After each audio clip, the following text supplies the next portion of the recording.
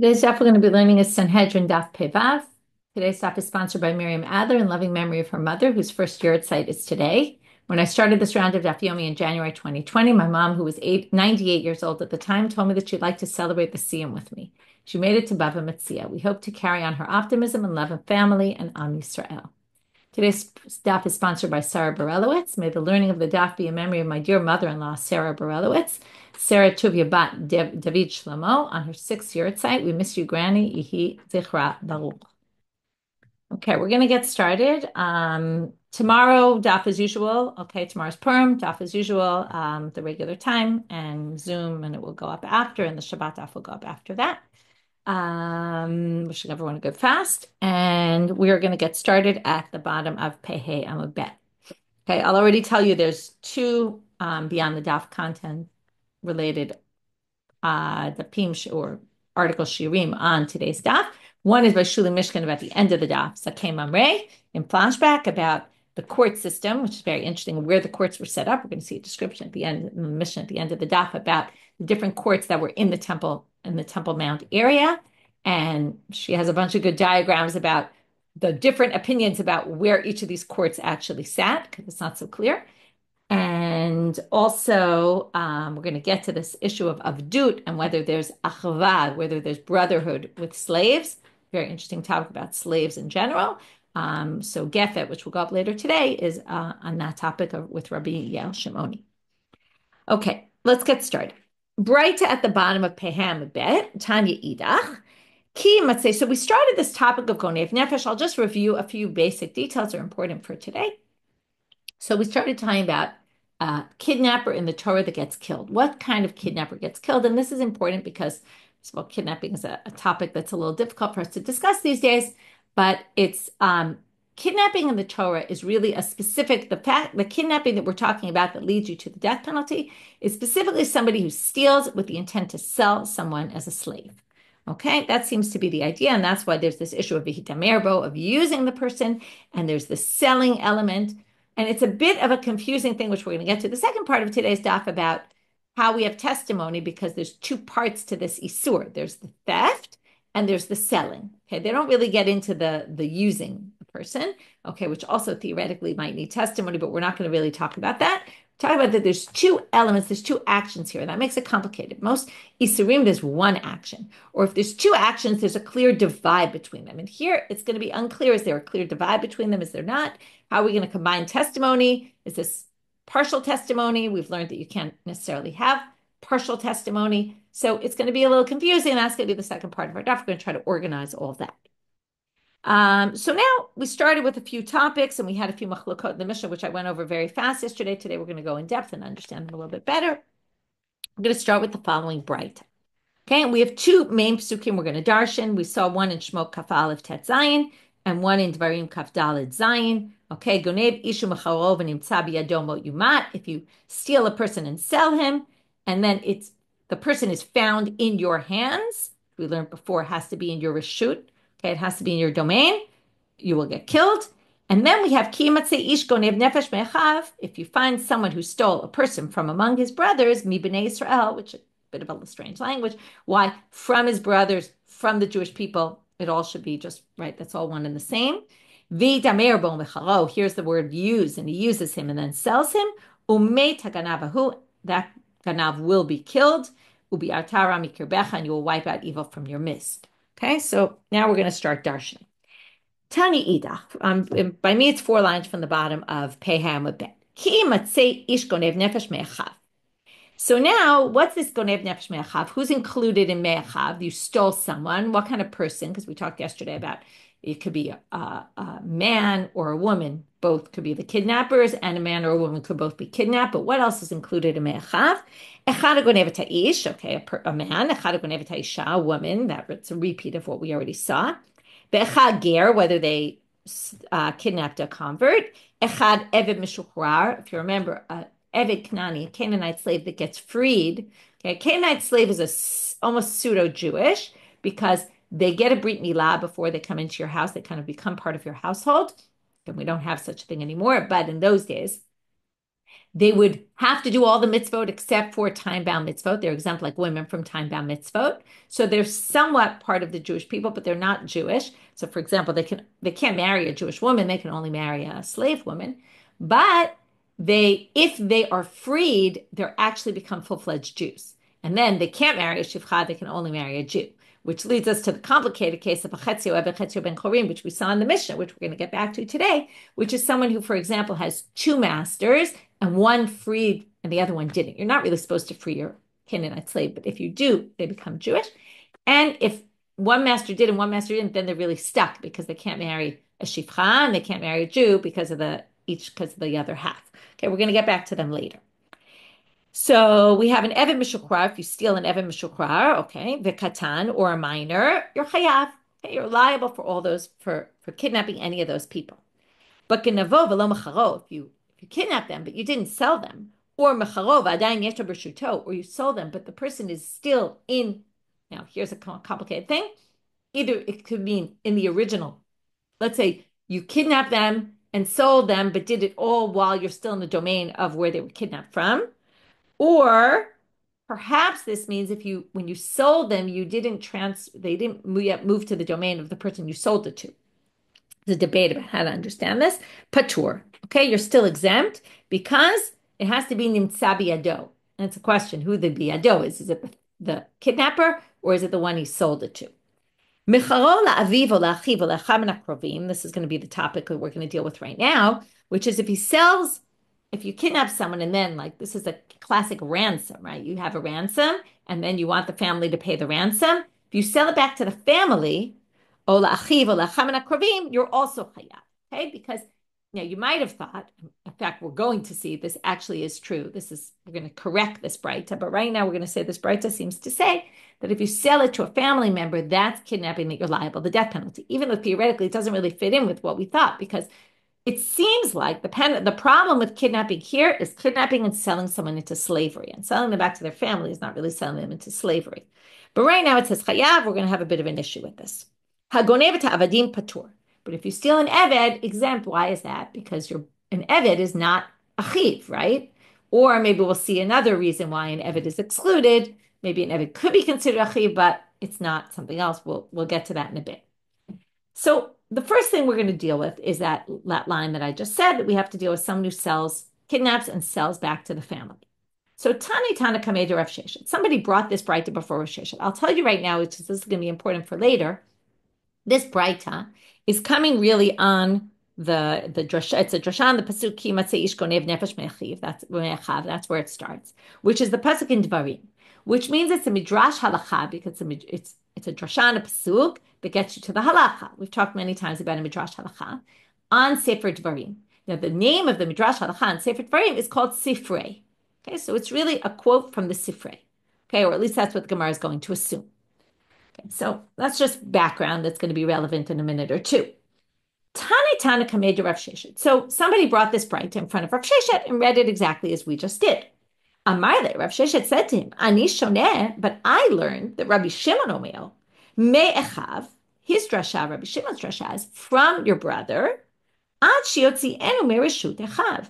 What it means, me'echav, from your brother, you have to steal someone, kidnap them from the brother, meaning take them away from the brother and not give them back to the brother. If you give them back to their family, again, don't do this. It's not like we say this is recommended.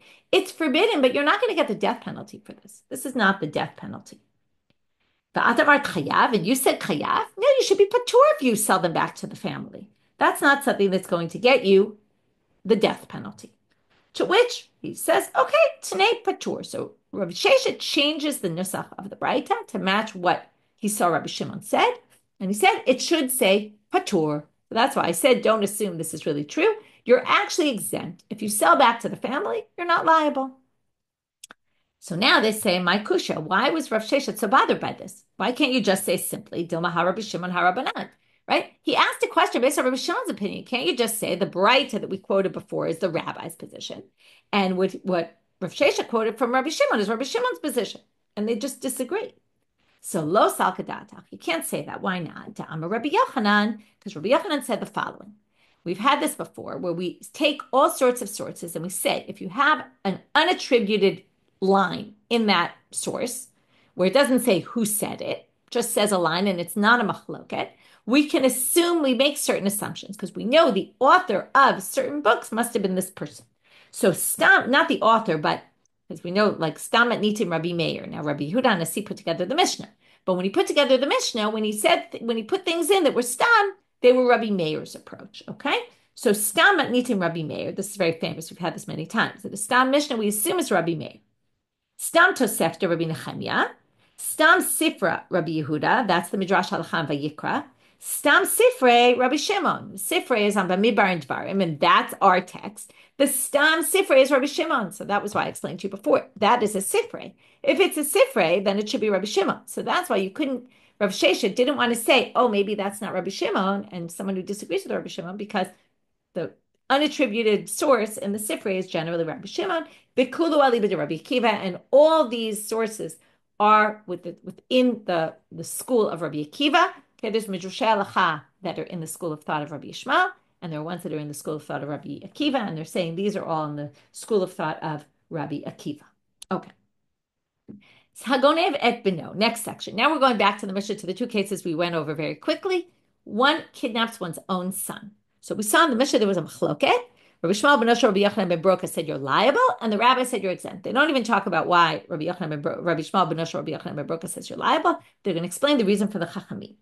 My Talmud de Rabbanan, what's the reason for the rabbi's position? Who said you're exempt? Amar Abaye da Amar Kra ki yimatzei pat lematzui. Says ki yimatzei ish gonev nefesh me'achiv. Now, what's ki yimatzei? If you are to find, okay? If you are to find means prat lematzui, meaning not someone who's already found. Now, a son is already found in the father's house, so that wouldn't be called kidnapping. So Amalei Rav Papa Abaye. Papa says to Abaye, that is not a good drasha, because I'm going to show you another pasuk, and you're going to tell me the same is true for that. And lameata, if you're going to say that, ki matzei ish shochev misha b'ulat baal. If you were to find a man who sleeps with a woman who's a married woman. Now, why is he bothered by this? Well, he says the following. Ha'chinami ki matzei prat lematzui. You're going to say the same thing. Ki matzei exempts if she's already found in your house. Well, what about the following case? Kigon shel beit ploni deshchichan gabayu hachinami diptire. Apparently, they must have had a way of living where people lived in shared houses. So, what if you have a bunch of couples who live in a shared house?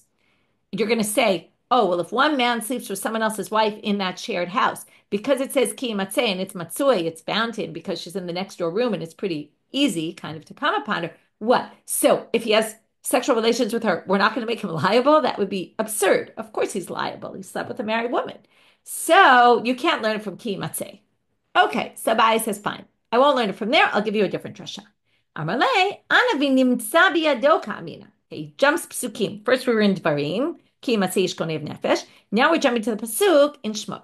V'gonev ishu mecharo v'nimtza biyado. And if it's found in his hands. Now what does it mean? Right, so you steal someone and then it's found in your property. That was the whole thing. That comes to exclude, right? If it's already in your hands before because your son was already living in your house, then that's not called kidnapping. Okay? So it would have to be something that now it's nimtza biyado, but it wasn't before. And then that can exclude that, and it has nothing to do with the case of ki matzeh with the married woman. Amarava. Now here's a difficult line. Okay, you're not going to like this one, I don't think. But we'll read it anyway. Hilkach hani mikre dardake uman urabanan kemitzuyim biyadan damu uptire. These people who teach children, okay, who have often the way the teachers would have the children living in their house. So if a teacher has children living in their house and he kidnaps one of them, and basically sells them, okay, they're going to be exempt because they were already nimtza biyadam because they were living in their house. Okay, this is very difficult, especially in light of our modern eye with understanding, which they might not have understood earlier, that people who are in positions of power and often in education can, right, use their power as a way to abuse children or people. And here's a crazy situation where someone could basically, because the children are living in his house, he could take advantage. And if he kidnaps them, he won't be liable. Again, it doesn't mean it's okay, but he won't be liable because it's an exemption based on, right, the same way the family can abuse the child, in this way. But this is an exemption from the Torah because of Nitzabi Ado, and this is a corollary that comes out of that first Rasha, even though it might be difficult to accept. Okay, let's move on. Ganam Misha Chetzio. Now we get to this Chetzio Eved Chetzio Ben Chorin, and we have a machlok at Rabbi Yehuda and the rabbis. Let's just get straight who holds what. The rabbis, Rabbi Yehuda Mechayev, the rabbi said if you steal someone who's a half slave, half free, then you're liable, and the rabbis exempt. So now we're going to try to figure out why why one makes them liable, Rabbi Yehuda makes them liable, the rabbis exempt, and it's all going to start with, it's going to be a very technical proof, okay? But because logically it's going to be hard to get our heads around, although that's what Gefet is good for in terms of understanding the depth of this and getting kind of perspective on the concept behind it. But we're going to go through the sugya more in a bit of a cut and dry way. Tnan hatam. So there's a Mishnah now. To start here, we have to start. This is like building blocks. We have to start with a basic machloket they have when it comes to boshet. Boshet is one of the 5 payments you pay when you hit somebody. If you remember, there's nezek, tzal, shevet, ripoy, and boshet.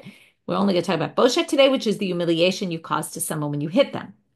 So tnan hatam. There's a Mishnah there that says in Bava Kama, which is where this is discussed. Rabbi Yehuda omer ein la'avadim boshet. Rabbi Yehuda says you don't pay boshet to a slave. Okay, we're going to start with a slave, and from there we're going to get to the half slave, half free person. My Tama de Rabbi Yehuda, what's his reason? Amar kra ki natzu anashim yachdav ish va'achiv. Okay, when 2 people are fighting, and there we have this woman who gets involved, the wife of one of the people gets involved, and she humiliates the man. So that's where we learn boshet from, and it says ish va'achiv, who's fighting? A person and his brother. Misheyesh lo achva yatsa eved she'en lo achva. Okay, avadim don't have brotherhood with us. Okay, they might be pseudo-Jews living in our house doing mitzvot, but they're not our brethren. Okay, they don't have the same yichus as we do, right? They're not our brethren. The Rabbanan, now the rabbis say there is boshet for avadim. Why? Achiv hu b'mitzvot. Because there's brotherhood when it comes to mitzvot. They do mitzvot just like we do. They have, other than the exemption that women have, but they're our brethren because they do mitzvot like us. And that's really the main topic of Rabbanit Yael and in Gefet, which is these 2 kinds of brotherhood. It's very interesting. There's brotherhood of lineage, and there's brotherhood of being together in mitzvot. Okay, well, we're going to put that aside for right now. Okay, that's the background, the basis of where we're going to go from here. But the first thing you have to understand, according to Rabbi Yehuda, avadim are out of the whole brotherhood thing, and according to the rabbis, they're in. Okay, so where does that take us? So how does Rabbi Yehuda darshan by us? Because we have to get from Rabbi Yehuda, who doesn't think avadim have brethren, right, brotherhood with us. When he gets to the Chetzio Eved, the Chetzio Ben Chorin, you are going to be liable for kidnapping. And the rabbis, it's actually counterintuitive. The rabbis who think that an Eved, a full-fledged Eved, right, not a half-free, a full-fledged Eved does have brotherhood with us, is actually going to get to, but if you kidnap a Chetzio Eved, Chetzio Ben Chorin, you're going to be exempt. So it's a little counterintuitive. And that's why I say it's a very technical sugya, because you're going to see how we get to from one to the other. Because it's all going to come from drashot. Saver me'echav la'afuke avadim. Now we're going to go back to the words in the pasuk, which are a little bit strange. If you find someone who steals, kidnaps a person, me'echav, from his brothers, mi b'nei Yisrael, from the Jewish people. So now we have a few things here. First of all, it could have just said from your brother. Why did it have to say from the Jewish people, right? From b'nei Yisrael is obvious for your brothers, Jewish people. So you have 2 things here that are limiting. Echav, and you have b'nei Yisrael. And you have a third limitation, which is, it could have just said me'echav b'nei Yisrael. Why does it say me'echav mi b'nei Yisrael? So there's actually 3 limitations going on here. So the question is, what are the 3 limitations coming for? And it all depends on what's your starting point. Okay, so let's see. So Rabbi Yehuda says, me'echav la'afuke avadim. So me'echav excludes avadim because his whole thing is that avadim are not part of achava, right? They're not part of brotherhood. So the word echav comes to exclude slaves, which means we get to the next word that comes to exclude, we have b'nei Yisrael. B'nei Yisrael, now we're going to exclude him as well. You won't be liable for him. However, there's a third exclusion, which is mi b'nei Yisrael. Now there's nothing left to exclude. So if there's nothing left to exclude, what is mi b'nei Yisrael coming to exclude? Seems to be again, which means having mi'ut achar mi'ut and mi'ut achar mi'ut ela l'rabot. This is one of the ways of darshaning the Torah. If you have two exclusions that are the same thing, like a double negative, it's a positive. So two exclusions. Now, again, there's three exclusions. If the first exclusion is netted and the second is a chetzio ben cholin, then the third one is also a chetzio ben cholin, and then those two contradict each other and basically neutralize the whole thing. And that's why it's a little counterintuitive. But for the person who thinks the Eved is already completely on the outs, is actually going to say that the chetzio Eved, chetzio ben cholin is included here because of the double negative, the double exclusion, which becomes an inclusion. Now, if your starting point is Rabbanan, which is me'achav la'afuk avadim lo mashmalu da'achivu b'mitzvot, well, for the rabbis, you can't say me'achav comes to exclude avadim, because in the Boshet Sugya, what did he say? Your Eved is your brother when it comes to mitzvot, and because your brother when it comes to mitzvot, a chav actually includes an Eved. So an Eved is already right, should be included, which means that from the word achav, we would have thought that if you steal an Eved, you're liable. Then comes, now we have two limitations left because a chav doesn't come to exclude them at all. B'nei Yisrael, mi b'nei Yisrael, chad l'muta eved, chad l'muta mishachatzu eved, v'chatzu ben cholin. Now we have two limitations here. B'nei Yisrael and mi b'nei Yisrael. Well, since the eved was included in the word echav, we're going to have to exclude him though in the next word. In other words, if it was just echav, we would have had the eved. Now we get to the next word, which is, oh, no, only b'nei Yisrael. That excludes the eved. Mi b'nei Israel, that excludes the chetzio eved, chetzio ben chorim. We don't have a double exclusion here. So now we end up excluding the chetzio eved, chetzio ben chorim, and that's how we get to that the rabbis exclude the chetzio eved, chetzio ben chorim. So it's very technical, really, because Rabbi Yehuda, who is more excluding slaves, ends up including the half-half. And the rabbis, who are more including the slave, because they said chavu b'mitzvot, end up, because there's no double exclusion, end up excluding the chetzio. Asara legonev nefesh minayin. So now we need to know, because both psukim I quoted you in Dvarim and in Shmot, both talk about the death penalty, but none of them talk about the actual forbidden act, don't kidnap. So where does it say don't kidnap and sell someone into slavery? So as haran legonev nefesh minayin, where do we have a warning? Remember, we've said this many times, you need both a warning pasuk and the punishment pasuk. Rabbi Yishmael milo tignov, which is famous. That's in the Ten Commandments. He says, oh, that's where it says it. Don't steal. That means don't kidnap.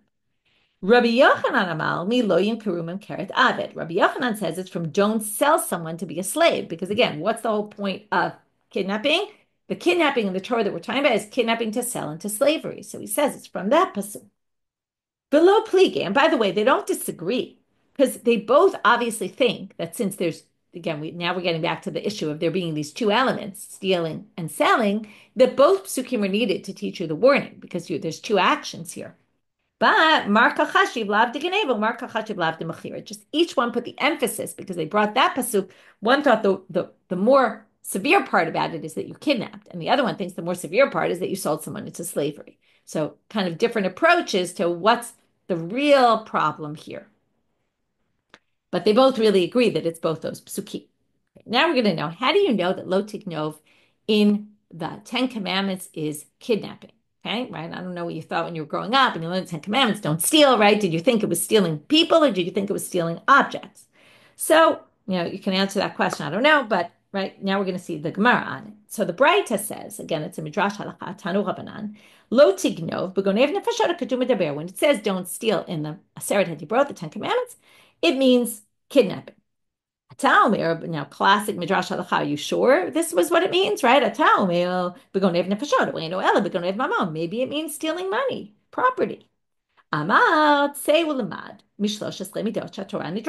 don't we learn from the 13 ways that the Torah is darshaned? Okay, there's more than 13, but there's a famous Braita with it. There's 13 ways that the Torah is darshaned.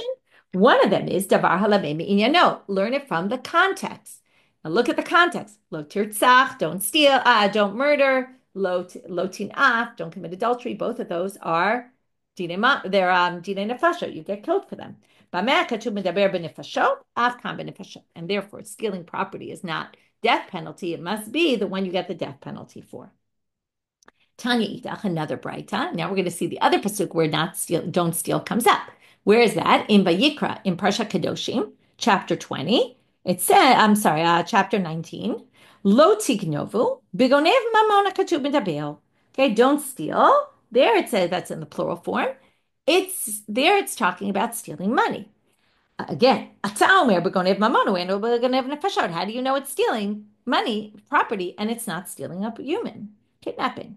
Again, the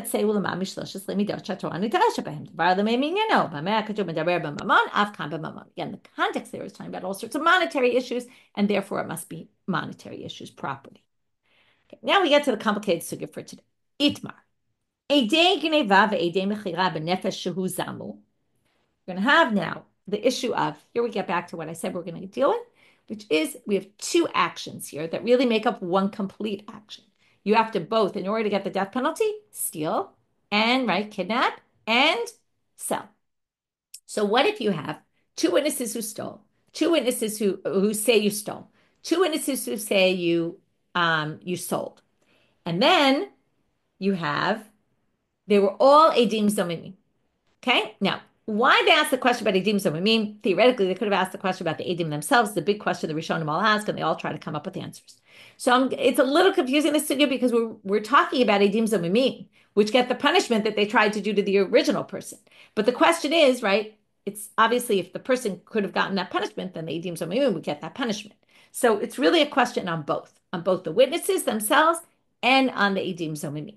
Okay, so now if two witnesses come and said somebody kidnapped, and two witnesses came and said the person sold, the kidnapped person. And then they were huzmu. And then they knocked out all the witnesses and says, you were with us, and you're with us, and there's no way you could have said that. Do they get the death penalty? So Chizkiya Amar ein neharagim, they don't get the death penalty. Rabbi Yochanan Amar neharagim, they get the death penalty. What Chizkiya seems to be saying is, okay, we're going to see this in a minute, really, or maybe I'll read it and then I'll explain. Chizkiya damar ke Rabbi Akiva, damar davar velo chatzi davar. Chizkiya holds like Rabbi Akiva that says you can't give partial testimony. Since the whole isur here is kidnapping and selling, you need two witnesses that say we saw you kidnap and we saw you sell. And if you have two said that and two said that, that's half a thing. That's not full testimony. So if you're Adim who lied that the person, and you claimed that the person sold, and you claimed the person, and two came and said this, and two came and said that, since your testimony wouldn't have been accepted anyway, if you hadn't been proven as lying witnesses, because you only each testified about half an action, because the whole action is stealing and selling. So, therefore, if you become a dim zamimim, we give you the punishment you could have done to the other person, which is you wouldn't have given any punishment because, or at least now we think, you wouldn't have gotten them any punishment because they wouldn't have been killed because there was no testimony about the whole action. Okay, that's Chizkiya. Rabbi Yochanan amal ke Rabbanan da'amrei davar va'afilu chatzi davar. The rabbis have no problem with you bringing half testimony. Okay, if two people say the guy's kidnapped, and then two people say the guy's sold, then we have a complete testimony. Who cares if it's half plus half equals a whole? We got the whole story from two witnesses on that part and two witnesses on that part, and we can put them together. And therefore, if they were all lying, this group and that group, well, they're each going to get killed because altogether they would have gotten the person killed. Okay? That's a big machlok. But it's going to get a little complicated because now they're going to say, Modeh Chizkiya, even though Chizkiya says, davar v'lo chatzi davar, half testimony doesn't work, when it comes to a ben sorer moreh, let's remember the ben sorer moreh. Ben sorer moreh eats and drinks a lot, and doesn't listen to his parents. And then what happens? The first stage is v'yisluoto. They get lashes. So what happens? They come to court, they testify, he did this, he did that. They give him lashes. After the lashes, he does it again. When he does it the second time, he gets killed.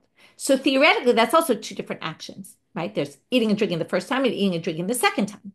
But it's not the same because there's the punishment in the middle of the lashes. So the Gemara tells us that Modeh Chizkiya be'edim ha'achronim shel ben sorer moreh zamu sheneharagim.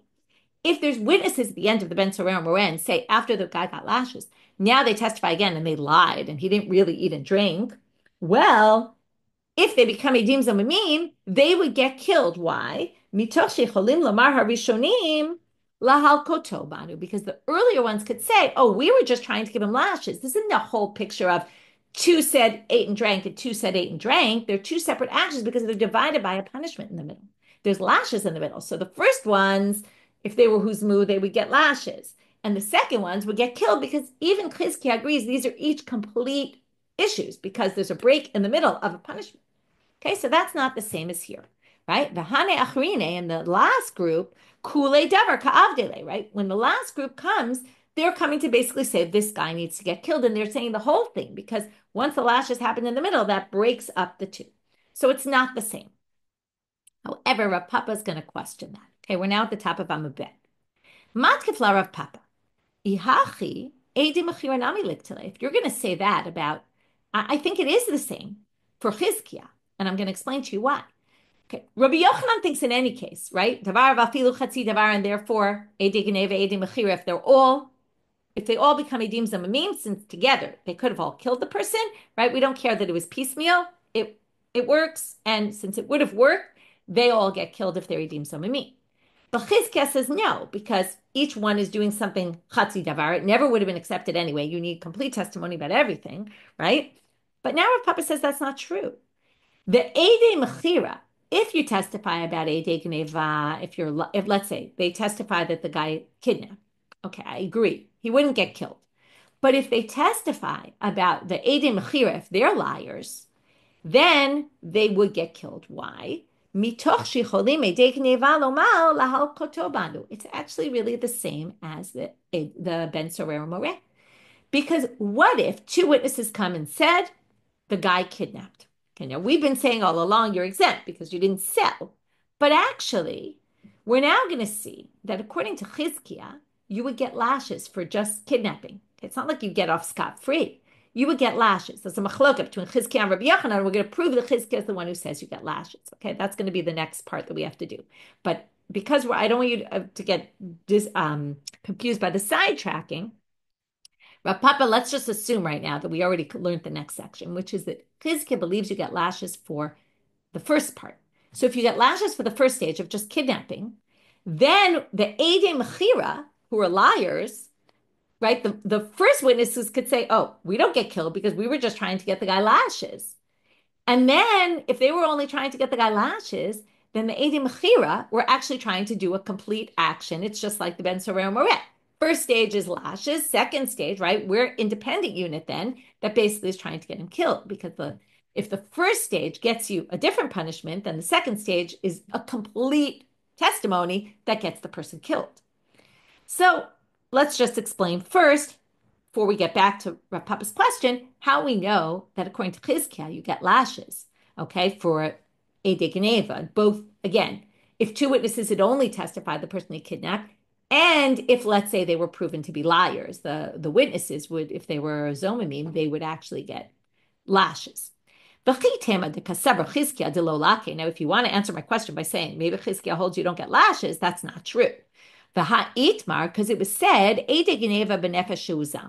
what if you have witnesses that testified that there was a kidnapping and they were turned out false witnesses? Chizkiya and Rabbi Yochanan, there's a debate between them now. We don't know who says what, but we're going to prove that it's Chizkiya who says, yes, you get lashes. One says you get lashes, one says you don't get lashes. Ve'amrinan, and it was said about this, Tistayim de Chizkiya de Amar Loki. It was said about this, that it must be Chizkiya who says you get lashes. Why is that? Well, it goes back to our original debate between Chizkiya and Rabbi Yochanan.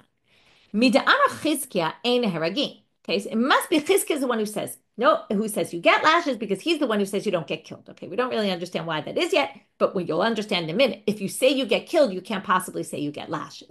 Why is that? Well, it's based on some other principle that you might or might not know. Ti'i Rabbi Yochanan, if you say that Rabbi Yochanan is the one who says you get lashes, can't be. Because Kevanda Amar Neharagim, remember, he says, if you are a false witness, right, and you become an Eid Zomein, you lied and said the person stole, and you lied, and then two other witnesses said the person sold, right, that the kidnapped person was sold, then the Eidei Gneva are going to get killed because he views this all, right? Remember, he says, Davar vafilu chatzi davar. Each part is accepted as independent testimony. So because of that, since the Eidei Gneva could have gotten the person killed ultimately, this is a negative commandment which could lead to a death penalty. And there's a principle, the kol lav shenitan lazhar mitapetin, ein lo kin alav. Any negative commandment that could lead to a death penalty, you don't get lashes for. Okay? Generally, for negative commandments, you get lashes, but not if it could lead to a death penalty. Now, remember, Chizkiya says it can't lead you to the death penalty because the Edi Geneva are only doing a chatzi davar, right? What could they do? Well, now we're going to learn. According to Chizkiya, they could at least get you lashes, but they can't get you the death penalty. Because they can't get you the death penalty, they actually could get you the lashes. But if it could lead to the death penalty, because remember, Chizkiya says, davar v'lo chatzi davar, there's a half a davar when it comes to the death penalty because it's only one action. So again, the only way Chizkiya would have you convict someone to get killed would have to be, again, we have two ways of seeing it. First, we said it could only be, you would have to have the same witnesses saw the person steal, kidnap, and saw the person sell. But if you have half, no. But now we're saying, well, Chizkiya thinks if at least you have witnesses only on the theft, you would actually be able to give the person lashes for doing it, or if they were zomimim, then they would get the punishment of lashes, because it would not anyway lead to a death penalty. So there's lashes. According to the rabbis, since we accept chatzi davar, half a testimony is fine. We'll accept it, and we'll wait and see,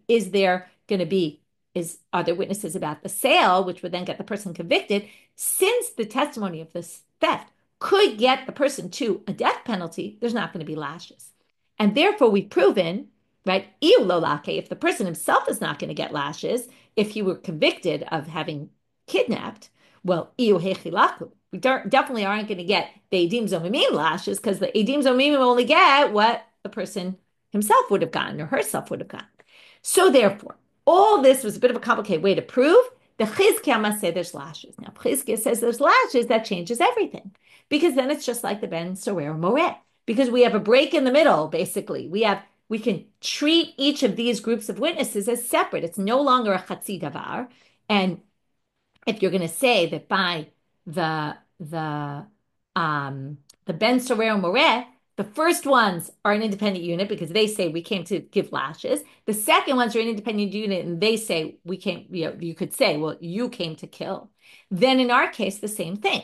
So the first ones, the Eidei Geneva, aren't going to get killed because they could only have made you liable for lashes.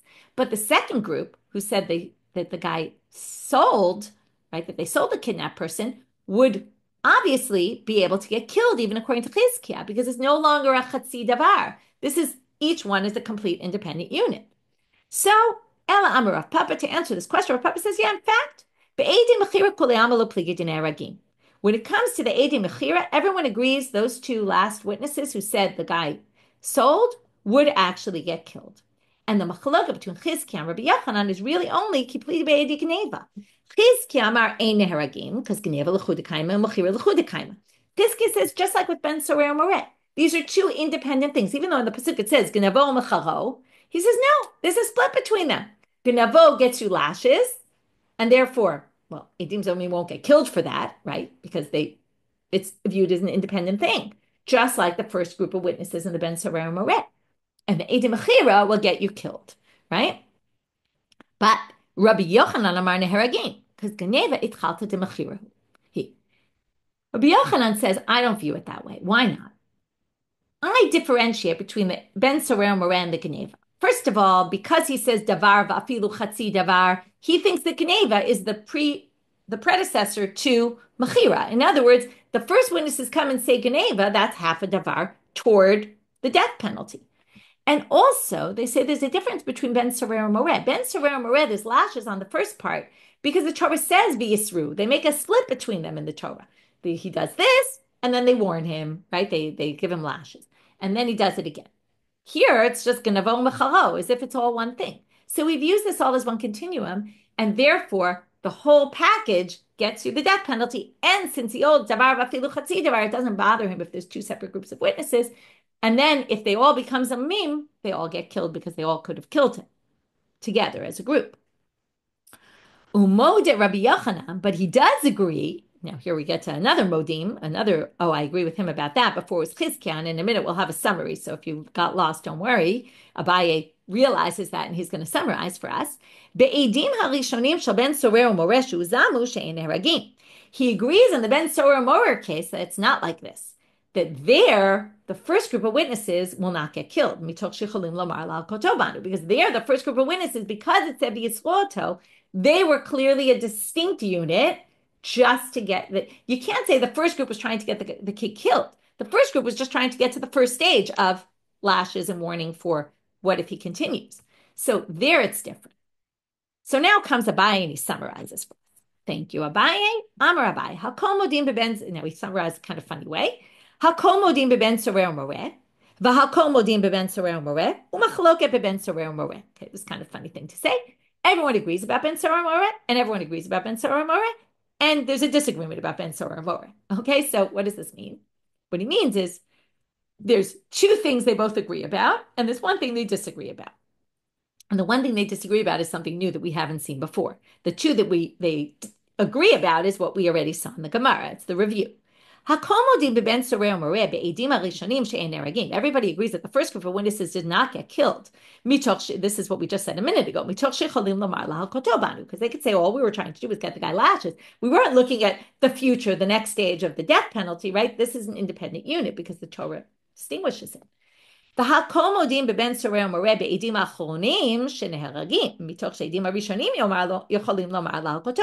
is what we said in the beginning. The Chizkiya agrees in the Ben Sorer Moret case that since the first group could get lashes, the second group is viewed as a complete independent group that's trying to get the Ben Sorer Moret killed. And therefore, if they were liars, they will get killed, right? If they're Edim Zomimim. Now, what's the disagreement?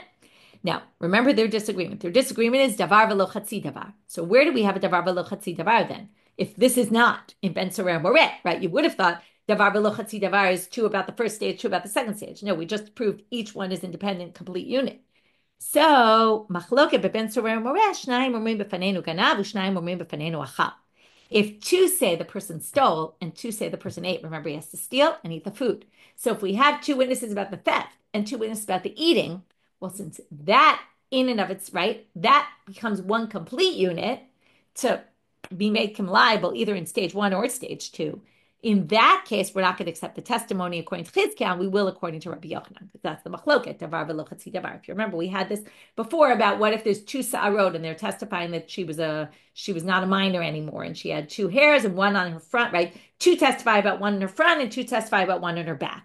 Right, that we have two sarot in the end. We have two witnesses that there were two hairs, but different ones are testifying about different hairs. So that's also a chatzi davar. Amar Rav Asi. Now we're going to move on to something a little connected, but a little different. Edei mechira b'nefesh zamu ein heragin. So Rav Asi says, if you have witnesses that say the person sold, okay, it seems like without witnesses that the person was kidnapped, okay. So there's just witnesses who said the person sold, right? This person sold someone into slavery, and then they become edim zomimim. They were lying. They don't get killed. Because the guy could have said, "Oh, I did sell the person into slavery, but it was my own slave. It wasn't like I kidnapped the person." So Amar Rabbi Yosef, come on, az lahashmata de Rav Asi ki Rabbi Akiva. This must be Rabbi Akiva damar davar v'lo chatzi davar, because if we're not going to kill the edei mechira, it's because we view them as a chetzi davar, and that would only go by Rabbi Akiva. But Amar le Abaye says, I don't understand. The Rabbanan, the Heragim, what you want to say if you're the rabbis who hold? Remember, Rabbi Akiva held like the Rabbi Yochanan held like the rabbis. The davar vafilu chetzi davar. They don't mind half testimony, but what? According to Rabbanan, you're going to get killed. Hamitoch kamar. You're not going to get killed here because it was a chetzi davar. You're not going to get killed because what did Rav Asi say? He gave his reason. Because the guy could claim I was just selling my own slave and I didn't even steal it, right? There were no witnesses to the first part. So you can't say this isn't the rabbis. What they're saying is that what Rav Asi said is even according to the rabbi's position that we do accept half testimony, they're still not going to get killed here because there were no witnesses. And that's in a case where there were no witnesses that said that there was a kidnapping. That's when they're not going to get killed. Beforehand, we were talking about where there were kidnapping two witnesses and they were selling two witnesses about the selling.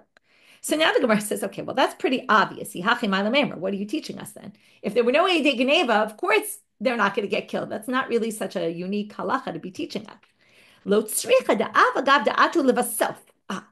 what if the Eidei Mechira came and then later Eidei Geneva came? still we're not going to convict the Eidim Mechira because they came first. And when they came, no one had testified to the kidnapping. So they could just say, oh, we were just trying to say he sold his own slave. Okay? Now, still, I don't get what you're trying to say. Obviously, if no one had testified until that point, even if they came later and said the guy kidnapped the person, it wouldn't have made a difference because at the time they testified. And again, this is obvious. What if two witnesses come into court and another two witnesses come into court? And first the group comes up that says they sold, but they're doing eyes with the people who later then come and say he kidnapped. And you could tell that they were planning something together by the look in their eyes and the indications they were making to each other. Mao detema remiza milti. You might have thought that by doing these little signs and hand motions or whatever they were doing, that would be considered something and would be obvious that they were planning a conspiracy here, and then we try to kill the Eidim Mechira. But kamash malam remiza lav klum. Okay, this is to teach you that signaling one to the other is really not anything. Moving on now to the next Mishnah. Zakem mamre al pi beitin. Now we're going to get to a fascinating topic of a zakem mamre. This is a rebellious elder. Okay, we had a rebellious son. Now we have a rebellious elder. This is very different. This is someone who goes against the court ruling. And in order to become a zakem mamre, he basically goes against the court ruling. We're going to have to see what creates the actual case of a zakem mamre. But he's really undermining the authority of the court, which is a very serious issue. Okay, and that's why he's going to get killed. Zakem mamre al pi beitin. Shenema. Okay, when you're not sure halacha, okay, the pasuk is bein dam ledam, bein din ledin, bein nega lenega. We're going to darshan all that tomorrow. You have to go to the place where God chose, which is the Beit HaMikdash. Okay, and then you have to do based on what the Beit Din tells you. Okay, that's basically the psukim. We're not going to read them all right now. There were three courts there. This is Shuli's article today about all the courts and where they are. One was by the entrance to Harabay. One was on the entrance to the Azara. Which was considered half in the Kodesh, half in the Hol. Okay, you can look at the map and stuff and see where they say it is. Again, Shuli gives a bunch of different opinions about where it actually is. So this is what you do. First, okay, you come to the Petach Harabay and you say, Omer kach darashti. This is what I taught. But the Dayanim who disagree with me, kach darshu chaverai. They said something else. Kach limadati. This is how I learned it. Kach limdu chaverai. And this is how they taught it. Im shamu amar lehem. If they know exactly which is right and which is wrong, him or the judges, they tell him right then and there. Vim lav. If they don't know, ba'in lehem lo tan shal petach hazara. So they go from one to the other. They start at the Harabayit. If the one in Harabay doesn't know for sure, they go to the next one. Vomer, and the same thing. If